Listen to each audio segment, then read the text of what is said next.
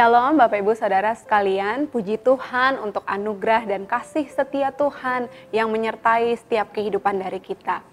Saudara, sadar atau tidak sadar, seringkali kita menjalani kehidupan yang penuh dengan syarat. Contohnya, saya mau bekerja keras hanya jika saya mendapat imbalan yang sesuai. Atau saya mau mengasihi orang lain hanya jika orang itu baik kepada saya.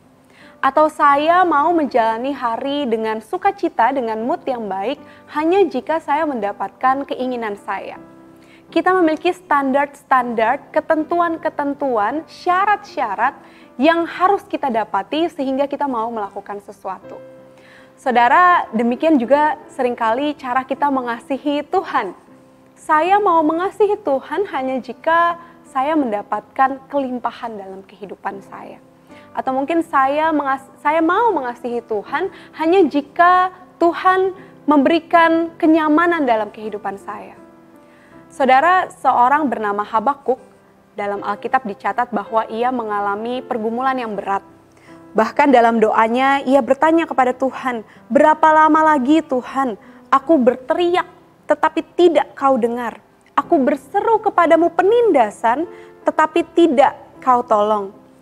Saudara, dalam kondisi pergumulan yang berat, mungkin kita sebagai manusia sering juga mengalami pergumulan dan akhirnya respons kita adalah tidak mengasihi Allah.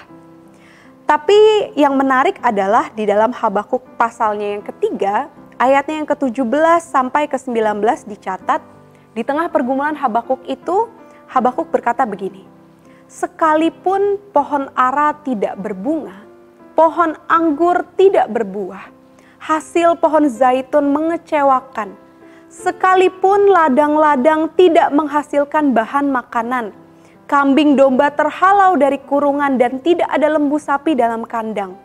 Namun aku akan bersorak-sorak di dalam Tuhan, beria-ria di dalam Allah yang menyelamatkan aku. Allah Tuhanku itu kekuatanku. Ia membuat kakiku seperti kaki rusa. Ia membiarkan aku berjejak di bukit-bukitku."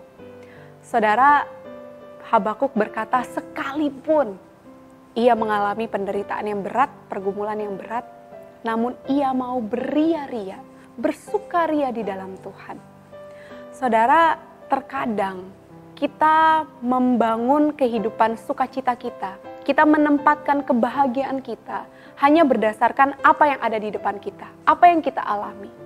Tetapi dalam perenungan saya terhadap ayat ini, Habakuk 3 ayatnya 17 sampai 19, saya menyadari bahwa seharusnya kita sebagai anak Allah melandaskan alasan kita untuk beria-ria dalam Tuhan bukan dari apa yang kita alami, tetapi berdasarkan identitas kita. Kalau kita sadar bahwa kita adalah orang berdosa yang diadopsi oleh Allah, yang karena kasih-Nya Ia tebus sehingga kita bisa menyebut diri kita sebagai anak Allah.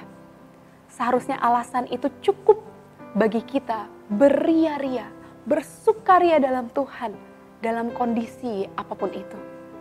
Saudara, bukankah Allah mengasihi kita juga tanpa syarat? Bukankah Ia mengasihi kita, Ia menciptakan kita dengan begitu berharganya? Tapi ketika kita jatuh dalam dosa pun, Ia tetap mengasihi kita. Bahkan Ia rela mengirimkan, mengutus anaknya yang tunggal untuk menebus kita, manusia yang berdosa ini.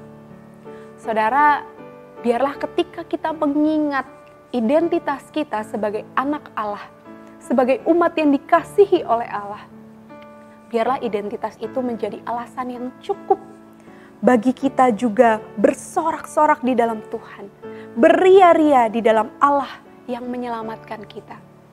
Mari kita menjalani kehidupan hari demi hari, sekalipun di tengah badai. Ingatlah identitas kita.